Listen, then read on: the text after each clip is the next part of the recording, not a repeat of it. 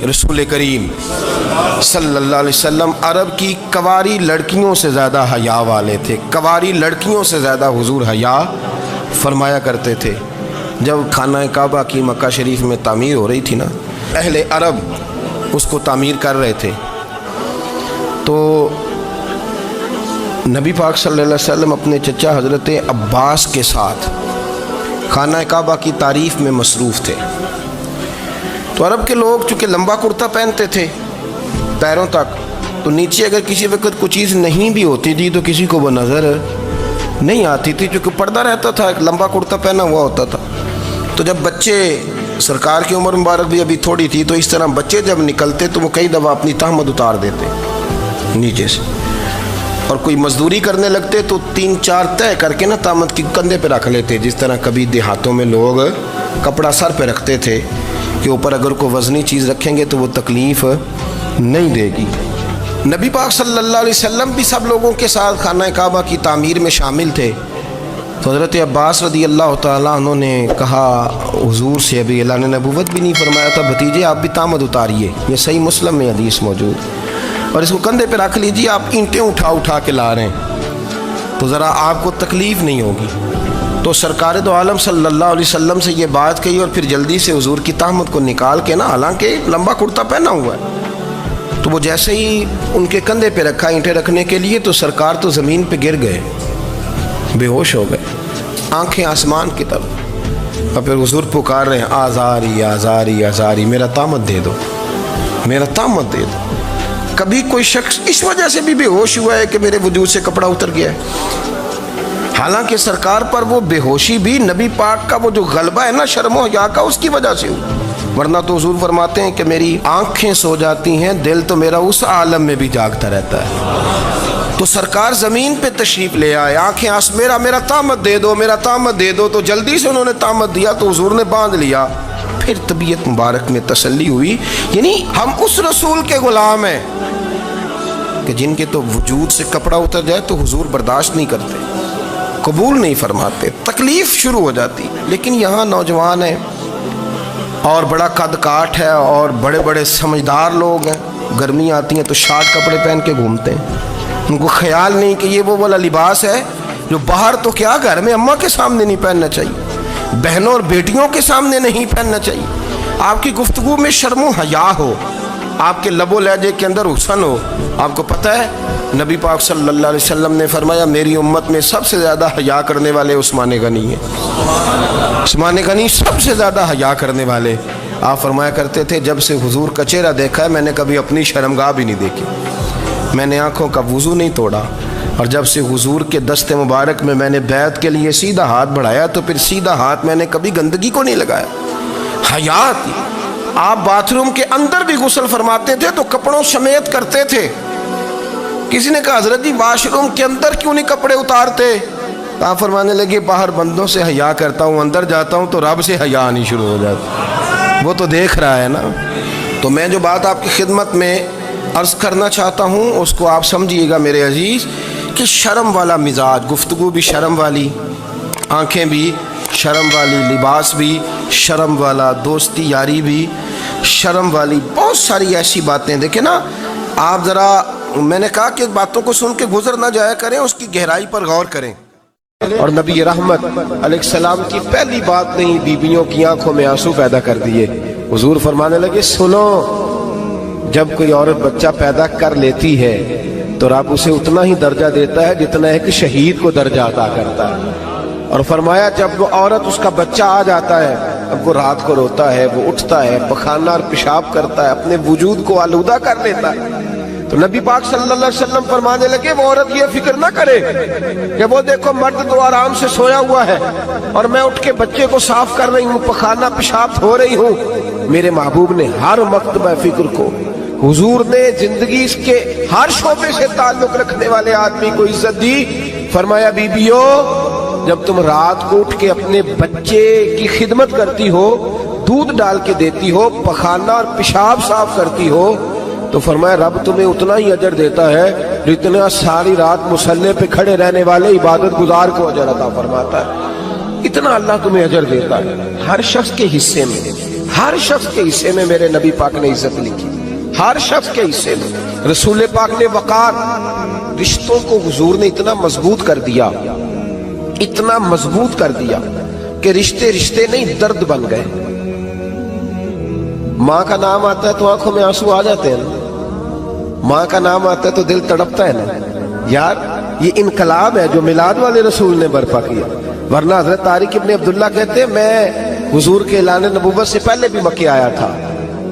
آپ فرماتے ہیں میں نے ایک بوڑھی عورت کو، ایک نوجوان کو گلے میں رسی ڈال کے گھسیٹ کے لے جاتے دیکھا، تو میں نے اس سے کہا کہ یہ کیا کر رہے ہو، کون ہے یہ بی بی، کیا مسئلہ ہے؟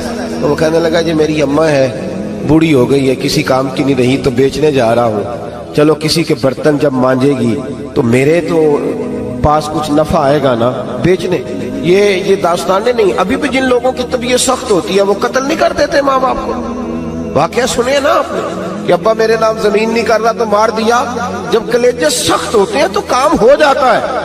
ایک طرف وہ منظر تھا اور ایک طرف یہ منظر ہے کہ حضرت حلیمہ سعدیہ رضی اللہ تعالیٰ عنہ، ان کا نام نہیں ہے حضرت حلیمہ کا مسلم شریف میں، وہ امام زرقانی نے لکھا ہے، ورنہ مسلم میں یہ روایت اپنے اصل انداز میں موجود ہے۔ حضرت ابو ہریرہ رضی اللہ تعالیٰ عنہ فرماتے ہیں کہ جناب حلیمہ بوڑھی عورت، سادی عورت، اگر آپ کبھی معاشرتی لحاظ سے حضرت حلیمہ کا انداز دیکھیں گے نا، توجہ ہے میری بات پر، سمجھ آ رہی ہے آپ حضرات کو؟ جو ہمارا معاشرتی ماحول ہے نا، معاشرتی ماحول، تو حضرت حلیمہ سعدیہ رضی اللہ تعالیٰ عنہ کی حیثیت آج کے معاشرے میں اگر دیکھی جائے تو ایک آیا، بچوں کو پالنے والی آیا نہیں ہوتی، وہ آیا تھی۔ اسکول میں ایک آیا ہوتی ہے، جب بچہ چھوٹے ہمارے پرائیویٹ سکولز میں بچے جاتے ہیں تو عورت سنبھالتی ہے، دودھ ڈال دیتی ہے، کئی دفعہ فیڈر بھی پلا دیتی ہے، بچہ اگر پخانہ پیشاب کرتا ہے تو خدمت کرتی۔ یہ عورتیں اس زمانے میں چھوٹے بچے لے جاتی، پالا کرتی۔ تو بتانا دائی کی، آیا کی، میں مثال دے رہا ہوں، اور نرس کی کیا حیثیت ہے معاشرے میں۔ اور حضرت حلیمہ سعدیہ جب نبی پاک کو واپس لے کے آئی تھی تو چلو کچھ نہیں، لیکن کچھ نہ کچھ معاوضہ بھی انہیں حضرت عبد المطلب نے عطا کیا تھا، جناب آمنہ نے انہیں کچھ، ایک معنی یہ بھی ہو سکتا تھا کہ پیسے دے کے یہ کام کرایا، معنی ہو سکتا تھا۔ آج جو گھر میں اماں برتن دھوتی ہے اس کی کیا حیثیت ہوتی ہے؟ وہ تو بیچاری جن برتنوں کو دھو کے ہمیں دیتی ہے، بعد میں انہی برتنوں میں ہم انہیں کھانا کھانے کی اجازت نہیں دیتے۔ لیکن میرے رسول پاک نے رشتوں کو عزت دے دی، اس طرح کی عزت دی، اس طرح کی عزت دی کہ جناب حلیمہ مسجد نبی کا دروازہ گزری ہی تھی کہ حضرت ابو ہریرہ فرماتے ہیں نبی پاک منبر پر اٹھ کے کھڑے ہو گئے، رسول پاک کھڑے ہوئے، نبی پاک۔ میں کبھی کبھی یہ روایت دیکھتا ہوں تو میرا دل کرتا ہے میں اپنے آپ سے پوچھوں، میرا دل کرتا ہے میں اپنے یاروں دوستوں خطباء سے، واعظین سے، پیروں سے، مشائخ سے پوچھوں کہ تو بھی بتا، جب تو شاگردوں کو پڑھا رہا ہوتا ہے اور تیرے ابا جی آتے ہیں تو کبھی اٹھ کے کھڑا ہوا ہے؟ اپنے جیسے لوگوں سے، اچھے علماء کی بات نہیں کرتا، کبھی سوال کرو۔ یہ بڑا مشکل کام ہوتا ہے، بڑا مشکل کہ عالم دین تقریر کر رہا، والد آ جائے، بندہ اٹھ کے کھڑا ہو۔ لیکن رسول پاک نے عزتیں دی، وقار دیا۔ جناب حلیمہ داخل ہوئی تو حضور منبر پہ کھڑے ہوئے اور اتنی تیزی سے حضور آگے بڑھے، اپنی چادر کو اتارا اور پھر میرے رسول نے زمین پہ بچھایا، اور پھر حضرت حلیمہ سعدیہ بیٹھ گئی۔ اور جناب ابو ہریرہ فرماتے جتنی دیر نبی پاک ان کے سامنے بیٹھے رہے، اتحیات کی حالت میں بیٹھے رہے۔ حضور نے رشتوں کو وہ وقار دیا، وہ حسن دیا کہ رشتے درد بن گئے ہیں۔ اب ماں کا نام دل میں بعد میں آتا ہے، زبان میں بعد میں آتا ہے، آنسو پہلے آتے ہیں۔ اب ماں کا رشتہ ایک وقار ہے، ایک حسن۔ الحاوی للفتاوی میں امام جلال الدین سیوطی رحمت اللہ لکھا ہے، فتح مکہ کے بعد نا کمال ہو گیا، وَرَأَيْتَ النَّاسَ يَدْخُلُونَ فِي دِينِ اللَّهِ أَفْوَاجًا، فوجوں کی فوجیں دین میں آ گئی۔ ایک زمانہ تنہائیوں کا ہوتا ہے، ایک عروج کا ہوتا ہے۔ عروج کے زمانے میں بڑے تعلق، بڑے رش، بڑی باتیں۔ اب حال یہ تھا فتح مکہ کے بعد کہ پہلے تو ایک آدھ آدمی کلمہ پڑھتا تھا، فوجوں کی فوجیں آتی۔ ایک دن نہ نبی پاک نماز پڑھانے آئے مسجد میں، میرے نبی پاک صلی اللہ علیہ وسلم جب مسجد میں آئے تو مسجد کھچا کھچ بھری ہوئی، گلیاں بھی بھری، 10,000 کے قریب لوگ مدینے میں جمع ہیں حضور کے پیچھے نماز پڑھنے کے لیے۔ پڑھیے صلی اللہ علیہ وسلم۔ نبی پاک صلی اللہ علیہ وسلم تشریف لائے نا، جیسے ہی مسجد میں داخل ہوئے تو 10,000 کا مجمع اٹھ کے کھڑا ہو گیا. ہمارے لیے لوگ کھڑے ہوتے ہیں تو ہماری آنکھیں پرنم نہیں ہوتی، بلکہ ہم اپنا حق سمجھتے ہیں. ہم کہتے ہیں ان کا بنتا ہے کھڑے ہونا. حالانکہ بھائی دنیا سب کے لیے کھڑی نہیں ہوتی. جب کوئی کھڑا ہونا تو نظر جھک جانی چاہیے اور تیرے دل میں خیال آنا چاہیے کہ یا اللہ مجھ پہ رحم ہی رکھنا، اے اللہ میری پردہ پوشی کرنا، یا اللہ یہ تیری دی ہوئی عزت ہے، مہربانی کر خفیہ تدبیر سے محفوظ فرما. کہ ہمیں احساس نہیں ہوتا الا ماشاءاللہ. اللہ کے محبوب داخل ہوئے تو 10,000 کا مجمع کھڑا ہو گیا. 10,000 آدمی کھڑا ہو تو ایک کیف بنتا ہے. تو میرے جیسا آدمی تو ویسکوٹ سیدھی کرنے لگ جاتا ہے نا کہ بڑی شان ہے جناب، کالر ٹھیک کر لو، دستار سیدھی کر لو، کیا بات. اتنے لوگ بھی کبھی کسی کے گاڑی کے پیچھے بھاگے. لیکن نبی پاک کا انداز کیا تھا؟ رسول پاک کی آنکھوں میں آنسو آ گئے.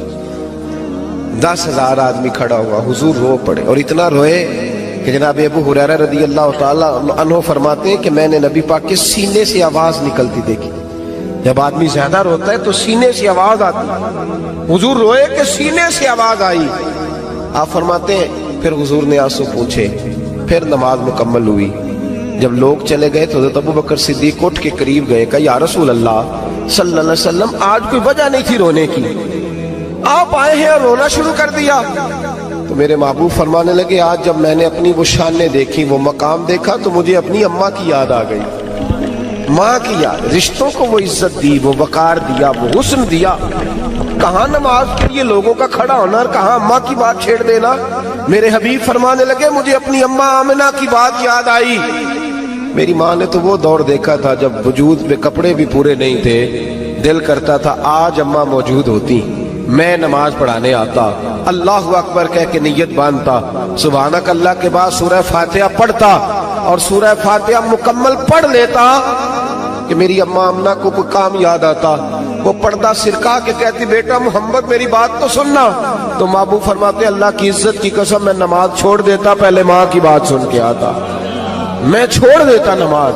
وقار دے دیا، وقار، وہ حسن بخشا، وہ توانائی بخشی. عرب کے اندر سال کے بعد عورتوں کا ایک میلہ لگتا تھا خانہ کعبہ کے پاس. صرف عورتیں اکٹھی ہوتی تھی، میلہ لگا ہوا تھا. ایک تورات جاننے والا یہودی عالم بھی آیا ہوا تھا. وہ بیویوں کے مجمع پہ نظر ڈال کے کہنے لگا بیویوں مرد کا کام تو کوئی نہیں عورتوں کے مجمع میں بات کرنا، لیکن میں تمہیں ایک پیغام دینے لگا ہوں. اللہ کے آخری رسول جو مکے میں پیدا ہونے والے ان کے آنے کا وقت قریب آ گیا ہے.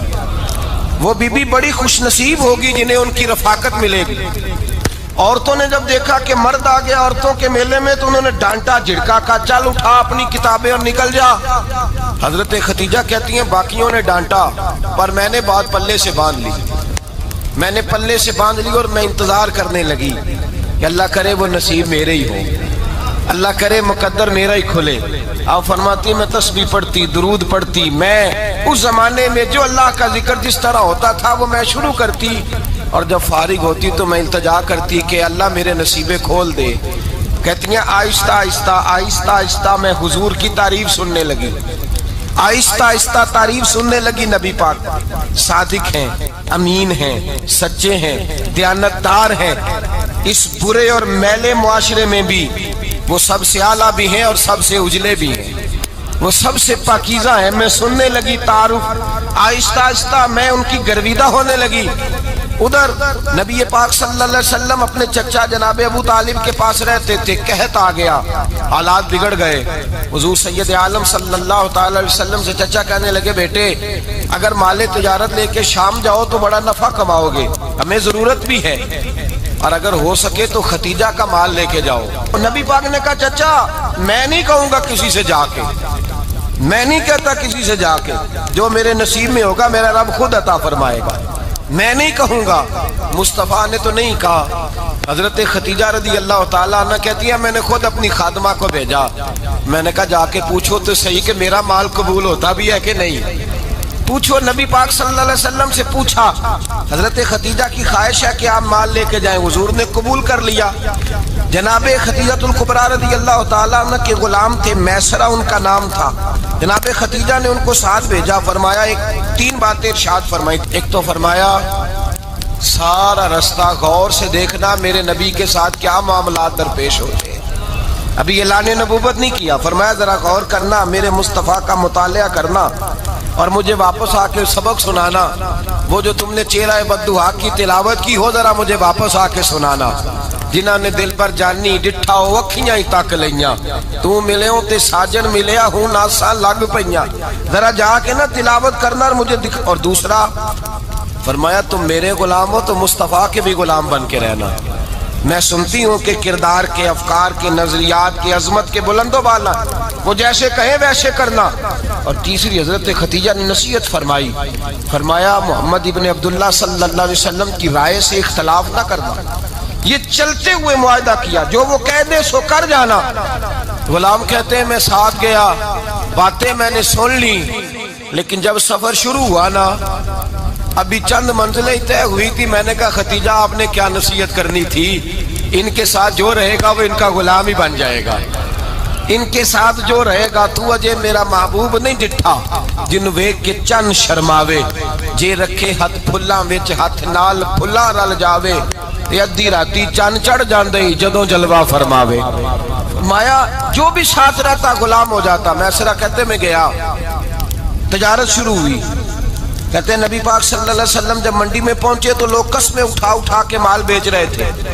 اللہ کے محبوب جب گئے نا تجارت کرنے تو ایک آدمی کہنے لگا چلو معاذ اللہ بتوں کے نام تھے لات و منات، کہنے لگا لات کی، عزا کی، منات کی قسم اٹھاؤ.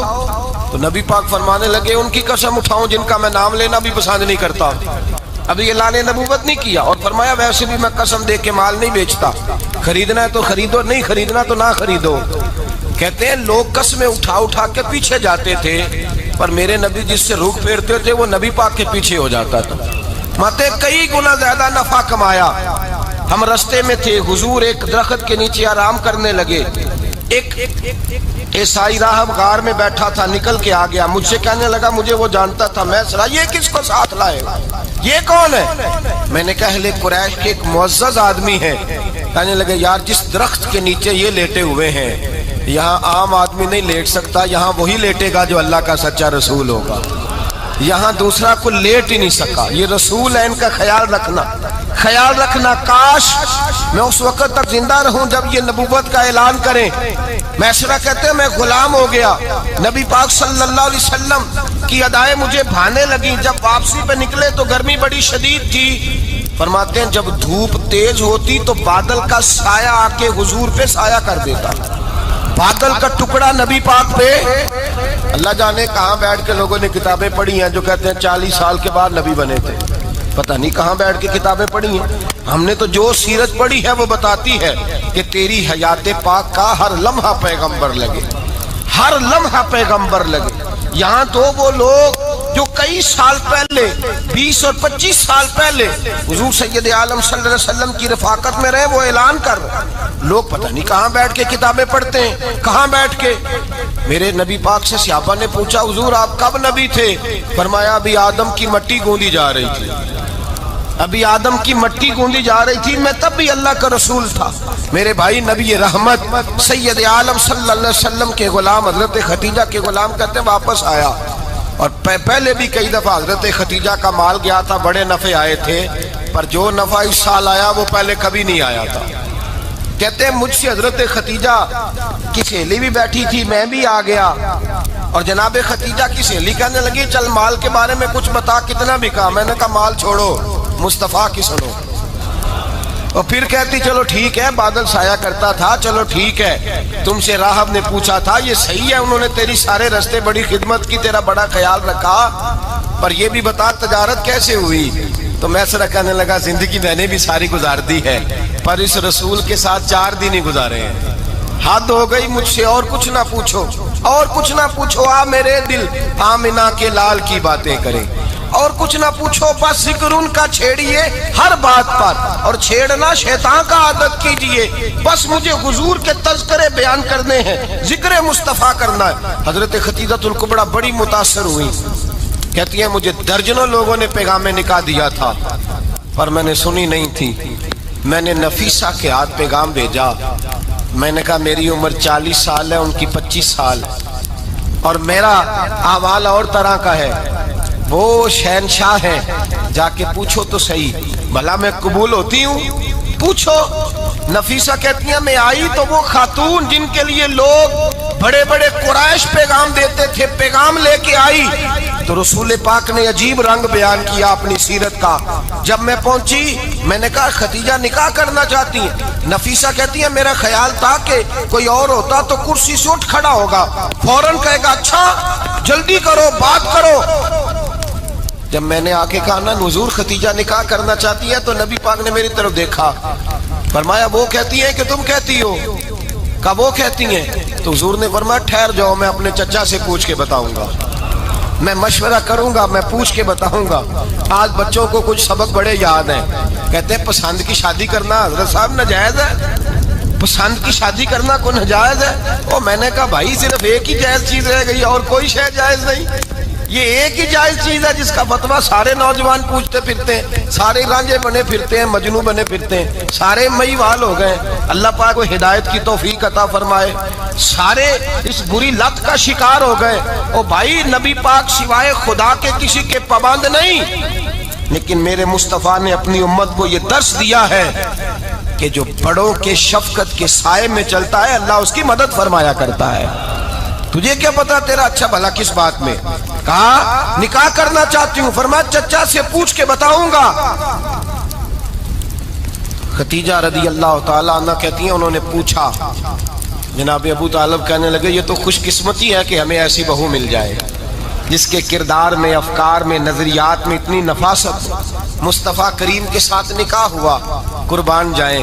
حضرت ختیجہ الکبریٰ کی شادی ہوئی تو بھائی بڑا مشکل ہوتا ہے، بڑا مشکل ہوتا ہے اپنے آپ کو ڈھالنا، لیکن جناب ختیجہ کی زندگی اٹھا کے دیکھو، میں یہ نہیں کہہ سکتا وہ کروڑ پتی تھی، ارب خرب کی میں بات ہی نہیں کر سکتا، اور 20 نوکرانیاں تھیں ان کے پاس، درجنوں ان کے پاس غلام تھے، لیکن جب رسول اللہ کے دروازہ نور پہ آئی ہیں، انہوں نے میرے نبی کے گھر میں جھاڑو بھی دیا ہے، انہوں نے حضور کے کپڑے بھی دھوئے ہیں، انہوں نے رسول اللہ کے لیے اپنے ہاتھوں سے کھانا بنایا، انہوں نے دیکھا کہ نبی پاک صلی اللہ علیہ وسلم کو دولتوں سے، تجارتوں سے، سرمایہ سے پیار نہیں، جتنی دولت تھی شام کو لا کے قدموں میں رکھ دی، کہا محبوبہ جب میں تیری ہوں تو میری ہر شے ہی آپ کی ہے۔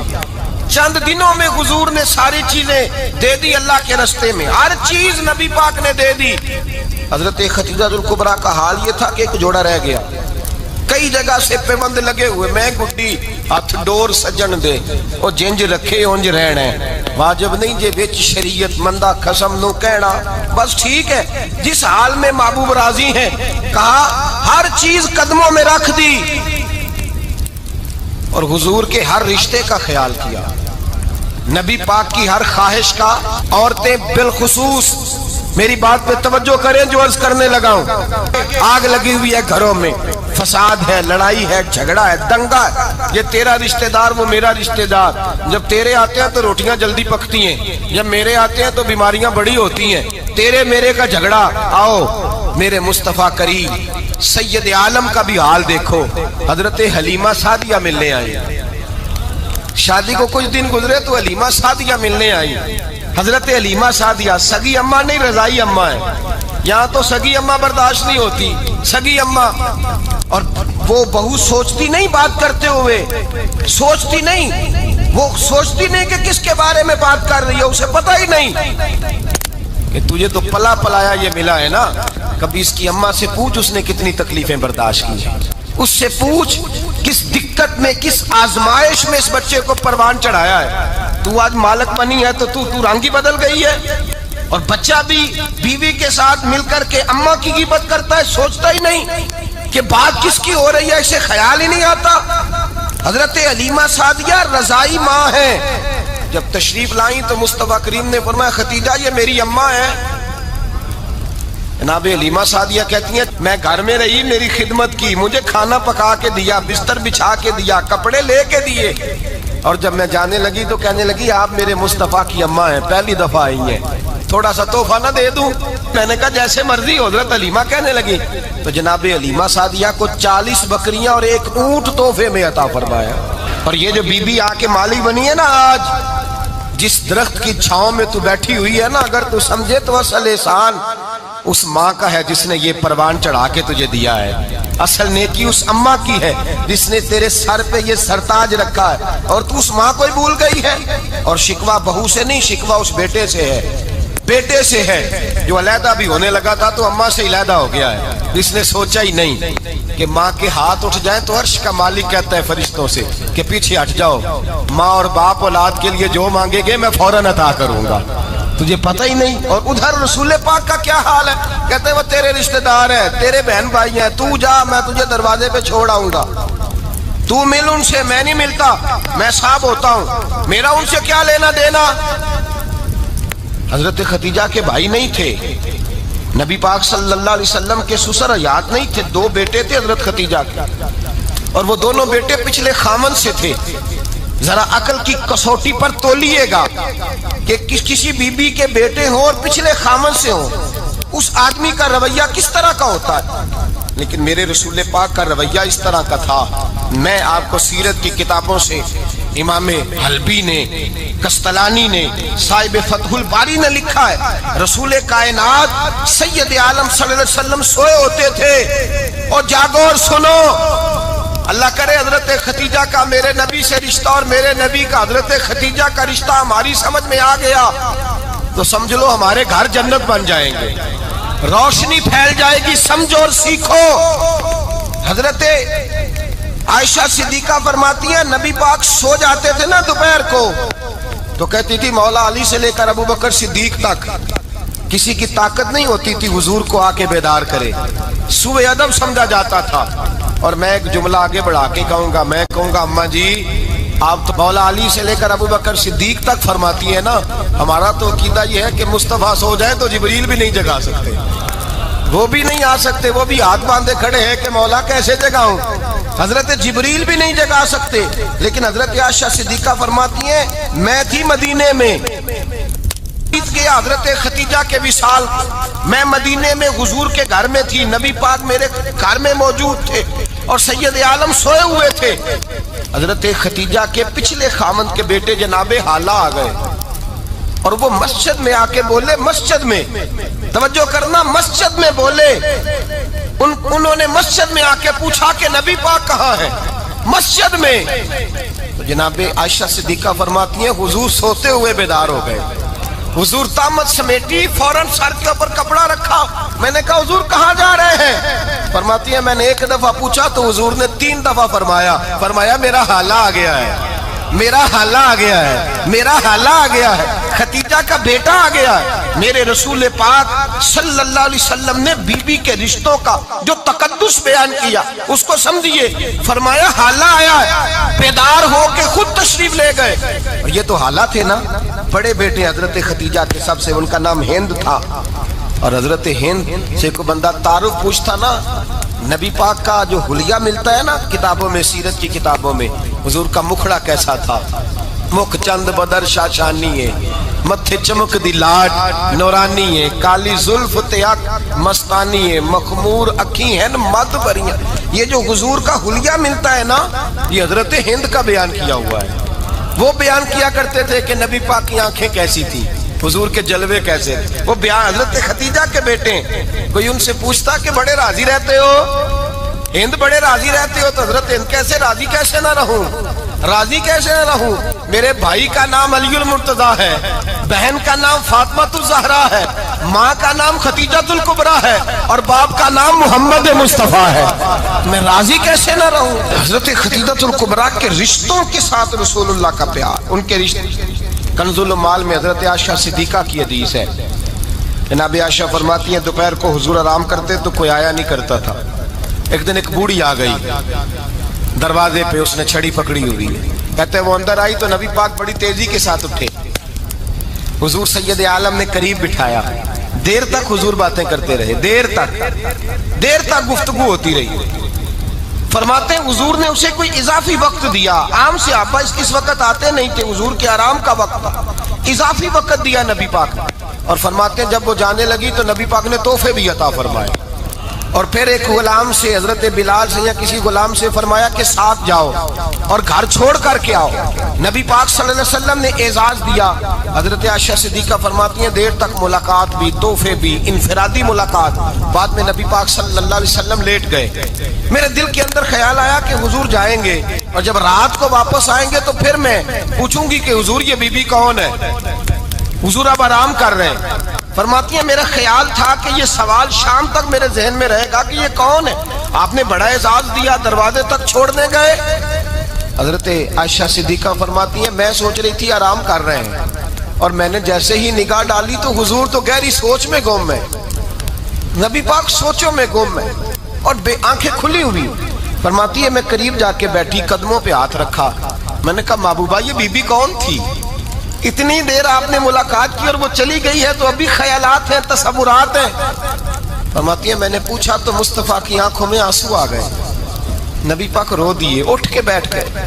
میں نے کہا حضور کیا ہوا, میں نے تو آپ کو پریشان کر دیا, میں معذرت چاہتی ہوں. حضور نے فرمایا عائشہ ایسی کوئی بات نہیں, اس بی بی کے بارے میں پوچھتی ہو جسے میں نے زیادہ عزت دی ہے, زیادہ پیار کیا ہے, ذرا زیادہ اس کے ساتھ میں نے توجہ کی ہے. ہاں یا رسول اللہ میں نے انفرادی رنگ دیکھا ہے, روٹین سے بڑھ کر آپ نے محبت فرمائی. تو میرے مصطفیٰ نے فرمایا یہ جو عورت آئی تھی نا, جو میرے پاس بیٹھی رہی ہے, یہ میری زوجہ جناب ختیجہ کی سہیلی ہے. یہ حضرت ختیجہ کی سہیلی ہے, جناب ختیجہ کی سہیلی. فرمایا یہ مکے میں ختیجہ سے ملنے آیا کرتی تھی, ختیجہ اسے وقت دیتی تھی, پاس بٹھاتی تھی, کھانا کھلاتی تھی, دکھ سکھ سنتی, اور تھوڑی غریب ہے, جب یہ جاتی تھی تو ختیجہ تحفے بھی دیتی تھی. فرمایا آج جب یہ آئی ہے تو ختیجہ کی یادیں تازہ ہو گئی. دیر تک میں نے اس سے بات کی ہے, گفتگو کی, جاتے دفعہ تحفہ دیا ہے, اس لیے کہ حسن العہد من الایمان, اچھے طریقے سے وعدہ نبھانا یہ بھی ایمان کا حصہ ہے. اچھے طریقے سے عہد نبھانا, تعلقات نبھانا یہ بھی ایمان کا حصہ ہے. حضرت ختیجہ کی سہیلیوں سے رسول اللہ صلی اللہ علیہ وسلم کا رشتہ, پہلی وحی نازل ہوئی نبی پاک پر. اب حضور جب ابتدائے وحی کے ایام آئے تو حضرت ختیجہ فرماتی ہیں رسول پاک غار حرا میں چلے جاتے, کئی کے دن وہاں رہتے. پہلی وحی آئی تو قرآن مجید کی تاثیر یہ ہے کہ لو انزلنا ھذا القرآن علی جبل لرأیتہ خاشعا متصدعا من خشیۃ اللہ. فرمایا اگر میں پہاڑوں پہ نازل کروں قرآن کو تو وہ بھی میرے خوف سے ریزہ ریزہ ہو جائے. اتنی تاثیر ہے. جب حضور کے قلب اطہر پر آیا تو نبی پاک کامتے ہوئے گھر آئے, زملونی زملونی, مجھے چادر اڑاؤ چادر اڑاؤ. حضرت ختیجہ نے چادر دی, بیٹھ گئے. کہا ختیجہ آج کوئی آنے والا آیا ہے, اقرأ بسم ربک الذی خلق, یہ آیات اس نے مجھے دی ہیں اور میں بڑے خوف کے عالم میں ہوں. حضرت ختیجہ کے لفظ بڑے حسین ہیں. جناب ختیجۃ الکبریٰ رضی اللہ تعالیٰ عنہ کیا فرماتی ہیں, کہتی ہیں یا رسول اللہ صلی اللہ علیہ وسلم آپ غم نہ کریں, رب آپ کو رسوا نہیں کرے گا, عزتیں عطا کرے گا. اور دلیل کیا ہے؟ حضرت ختیجہ فرمانے لگی دلیل یہ ہے کہ آپ غریبوں کی مدد کرتے ہیں, مسکینوں کا خیال رکھتے ہیں, اور محبوبہ کمزوروں کا بوجھ آپ اٹھاتے ہیں. جس کے اندر یہ خوبیاں ہوتی ہیں اللہ اسے عزت ہی عطا فرمایا کرتا ہے. حضرت ختیجۃ الکبریٰ رضی اللہ تعالیٰ عنہ سب سے پہلے نبی پاک پہ ایمان لائی. بڑا مشکل ہوتا ہے. ہمارے جو فلسفے کے لوگ ہیں وہ کہتے ہیں بہت بڑا ولی اللہ بھی ہو تو بیوی اس کی مان جائے, یہ مشکل ہوتا ہے کام, یہ مشکل ہوتا ہے. حضرت ختیجۃ الکبریٰ رضی اللہ تعالیٰ عنہ سب سے پہلے ایمان. اور کس طرح کا ایمان, کس طرح کا ایمان؟ ابن ماجہ میں روایت ہے, غور کرنا. حضرت قاسم نبی پاک صلی اللہ علیہ وسلم کے صاحبزادے, حضور کی 6 اولادیں, 4 بیٹیاں 2 بیٹے حضرت ختیجہ سے ہوئے, 4 بیٹیاں اور 2 بیٹے. دھوکہ دیتے ہیں بعض لوگ, کہتے ہیں حضرت ختیجہ کی ایک ہی بیٹی تھی. حضرت قاسم حضور کے بیٹے تھے, وہ وصال کر گئے. حضرت ختیجہ ابھی دودھ پلاتی تھیں کہ شہزادے پردہ کر گئے. ایک دن گھر میں بیٹھی ہوئی تھی تو کہنے لگی یا رسول اللہ صلی اللہ علیہ وسلم میرے بیٹے قاسم کے حصے کا دودھ میرے وجود میں بھر آیا ہے, کاش میرا رب اتنا موقع دیتا کہ میرا بیٹا مدت رضاعت ہی پوری کر لیتا, وہ دودھ پی لیتا. نبی پاک نے فرمایا ختیجہ تو غم نہ کر, اللہ تبارک و تعالیٰ نے تیرے بیٹے کی مدت رضاعت جنت میں پوری کر دی ہے, जन्नत में पूरी कर दी है। और नबी पाक ने अपना इख्तियार बयान फरमाया इब्ने माजा में, रसूल पाक ने फरमाया अगर तू कहे तो मैं यहाँ बैठे बैठे तुझे तेरे बेटे की आवाज सुनाऊं, अर्ज करूं रब की बारगाह में, मैं अभी तुझे सुनाऊं तेरे बेटे की बात, अभी वो जन्नत में बोले। लुत्फ नहीं आया आपको इस बात का? मैं अभी सुनाऊं तुझे बात, सियासता की रवा, अभी सुनाऊं तेरा बेटा बोलेगा जन्नत में, आवाज यहाँ मक्के में आएगी, सुनाऊं। बड़े लोग करामत देखना चाहते हैं, मौजदा देखना चाहते हैं, कहते नहीं मैं तो वो देख के आऊंगा। कहा सुनाऊं? हजरत खतीजा का ईमान देखें, कहने लगी महबूबा मुझे सुनने की क्या जरूरत है, मैं खुदा को भी मानती हूँ, मोहम्मद मुस्तफा को भी मानती हूँ, मैं बिन देखे ही मानती हूँ, बिन देखे ही मानती हूँ, मुझे सुनने की जरूरत, आपने कह दिया तो सो हो गया, मुझे हाजत। हुजूर कह रहे हैं अगर तू कहे तो दुआ करूं, इल्तिजा करूं, अभी आवाज अल्लाह सुना दे, अभी सुनाऊं। हजरत खतीजा कहती है नहीं हुजूर मैं बिन देखे ही, मैं उन लोगों में से नहीं हूं जो पहले देख दाख के आए, पलट के आए, देख के सौदा करें, मैं तो उन लोगों में से हूं जो बिन देखे माना करते हैं। युमिनूना बिल गैब की कायल रसूलुल्लाह सल्लल्लाहु अलैहि वसल्लम पे ईमान लाई। और फिर नबी पाक सल्लल्लाहु अलैहि वसल्लम ने जैसा कहा हजरत खतीजा ने वैसा किया। और हजरत आयशा की रवायत ऐसी भी मिलती है, जनाब आयशा से किसी ने पूछा था किसी ने जन्नत की नेमतें भी खाई हैं, तो हजरत आयशा कहने लगी हाँ, एक दफा नबी पाक ने जन्नत के अंगूरों का खोशा तोड़ के हजरत खतीजा को खिलाए थे, वो अंगूर वहां से तोड़ के जनाब खतीजा को हुजूर ने अंगूर खिलाए।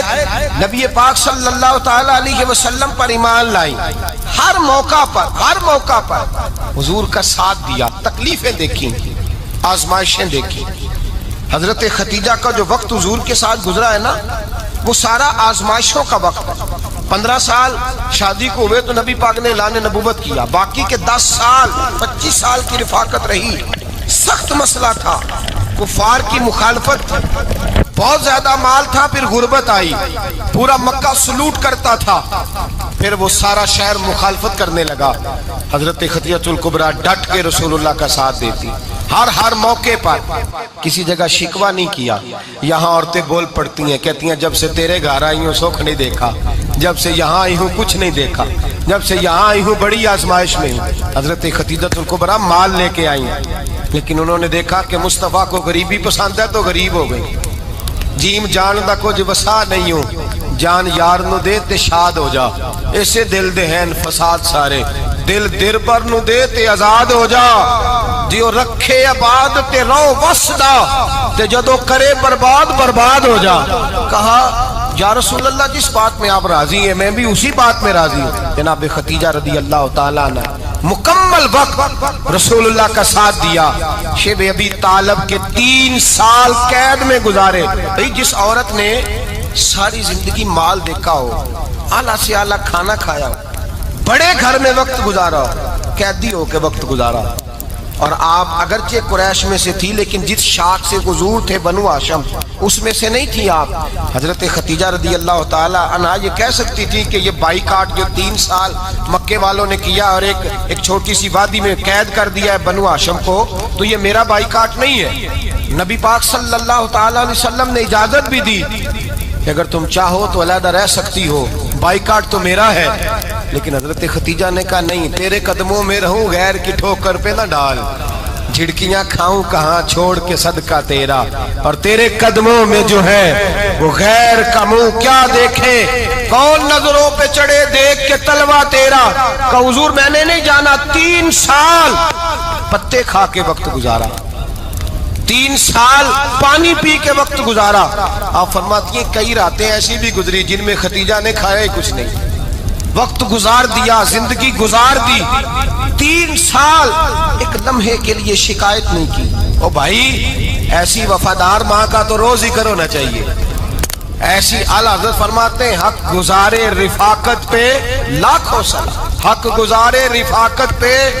अच्छा मैं दुआ करने लगा हूं कि आप सारे हजरत खतीजा पे सलाम पढ़े। हक गुजारे रिफाकत पे लाखों सलाम, लाखों सलाम। हजरत खतीजतुल कुबरा रदी अल्लाह ताला अन्हा ने हक अदा किया। صحیح ماں، پہلی ماں، کہف امن و اما، حق گزارے رفاقت پہ لاکھوں سلام۔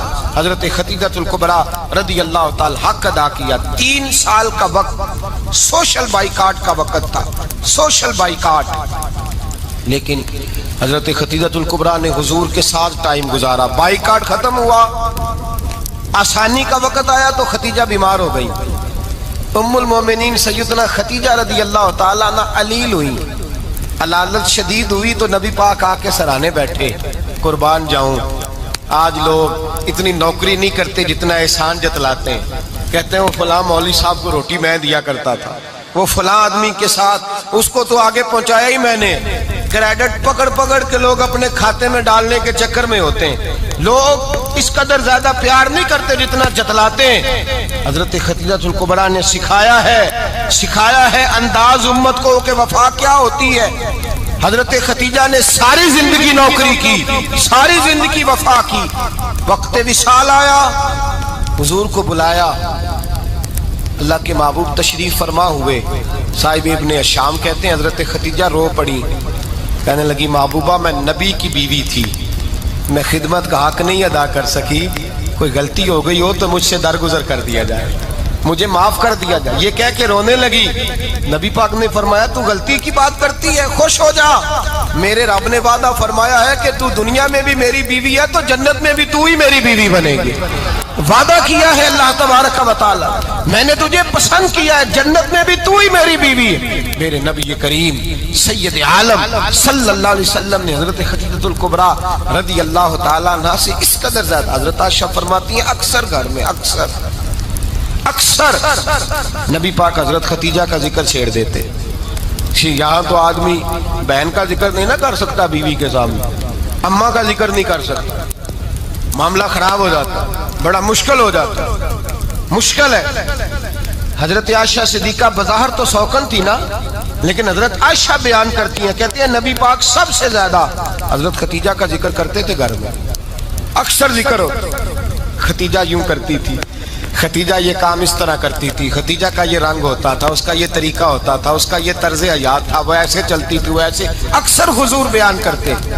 حضرت عائشہ فرماتی ہیں مجھے رشک ہوتا، رشک، ناز کرتی میں کیا مقدر ہے خدیجہ کی۔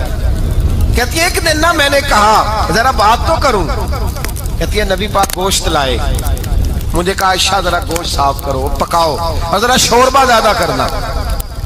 کہتی ہے میں نے وہ گوشت لیا، صاف کرنے لگی، میں نے کہا حضور شوربہ کیوں زیادہ کرنا ہے، مہمان آنے والے ہیں، کچھ لوگوں کو آنا ہے۔ تو نبی پاک نے فرمایا نہیں آنا تو کسی نے نہیں، مجھے پتا چلا ہے مدینے میں خدیجہ کی کچھ سہیلیاں آئی ہیں، میرا دل کرتا ہے کچھ سالن بطور تحفہ ان کو بھی بھیج دوں، تو ذرا زیادہ پکانا، خدیجہ کی سہیلیوں کو میں نے سالن بھیجنا ہے، تحفہ دینا ہے۔ حضرت عائشہ کہتی ہیں ایک جملہ ہلکا سا، بے ضرر سا، بڑا دھیما سا، بچ بچ کے، بڑا اپنے آپ کو محتاط کر کے، میں نے کہا یا رسول اللہ صلی اللہ علیہ وسلم آپ خدیجہ کا ذکر بہت کرتے ہیں، حضور وہ تو عمر میں 15 سال بڑی تھی۔ یا رسول اللہ صلی اللہ علیہ وسلم اللہ نے آپ کو جوان اور خوبصورت بیویاں دی، آپ خدیجہ کا ذکر کرتے ہیں۔ فرماتی ہیں یہ بات کہہ کے میں خاموش ہو گئی، میرا خیال تھا جواب آئے گا، دیر ہو گئی، حضور جواب نہیں دیتے۔ کہتی ہے میں نے یوں نظر اٹھا کے دیکھا تو چہرہ مبارک سرخ ہو گیا، اور رسول پاک نے فرمایا عائشہ آج بات کی ہے، آج کے بعد یہ بات نہ کرنا۔ میں نے کہا حضور کیا ہوا؟ فرماتے ہیں پہلے جلال تھا، پھر اچانک وہ جلال آنسو میں بدلا، اور حضور نے رو کے فرمایا عائشہ تم ساری بیبیاں سکھوں کے وقت آئی ہو، خدیجہ تو میرے دکھوں کی ساتھی ہے، وہ تو میری آزمائشوں اور تکلیفوں کی ساتھی، اس نے تو میرے ساتھ وقت کٹھن بتایا، جب لوگ مجھے پتھر مارتے، میرے رستے میں کانٹے بچھاتے، میں پریشان ہو کے لوٹتا، اس کے ایک ہاتھ میں دودھ کا پیالہ ہوتا، ایک ہاتھ میں کھجوریں ہوتی، دودھ پلا کے، کھجور کھلا کے، بستر بچھا کے، روٹی دے کے کہتی محبوبہ غم نہ کرنا، اللہ بڑی عزتیں عطا فرمائے گا، اللہ بڑی شانیں عطا فرمائے گا۔ میرے رسول کریم سید عالم صلی اللہ تعالی علیہ وآلہ وسلم۔ اور پھر امام ابن حجر نے لکھا ہے، آپ فرماتے ہیں بعض لوگوں پہ حضور نے کبھی جلال بھی فرمایا ہے، کبھی کبھی جلال بھی فرمایا، اور حضور کا جلال بھی بڑی رحمت والا ہے. نبی پاک نے فرمایا اے اللہ اگر میں اپنے کسی امتی کو جھڑک دوں تو اسے اتنا ثواب دینا جتنا تو فرد نماز کا ثواب عطا کرتا ہے. حضور کا تو جلال بھی کرم والا ہے, کرم والا جلال ہے رسول پاک کا. اکثر بعض لوگوں پر حضور ناراض بھی ہوتے, لیکن امام ابن حجر فتح الباری میں فرماتے ہیں کہ صحابہ اور اہل بیت میں سے حضرت خدیجہ الکبریٰ کی وہ ہستی ہے جس پر کبھی نبی پاک ناراض نہیں ہوئے, کبھی ناراض نہیں ہوئے. یہ سب سے بڑی فضیلت ہے حضرت خدیجہ کی, کبھی ناراض نہیں ہوئے نبی کسی موقع پر بھی. حضرت خدیجہ الکبریٰ رضی اللہ تعالیٰ عنہ سے ناراض نہیں ہوئے, بلکہ بخاری شریف میں لفظ کچھ اس طرح کے ہیں. میں نے شروع میں کہا کہ حضرت خدیجہ کی 20 کنیزائیں تھیں, نوکرانیاں تھیں, گھر کے اندر نوکر چاکر تھے, ریل پیل تھی, کوئی کام کبھی نہیں کیا تھا.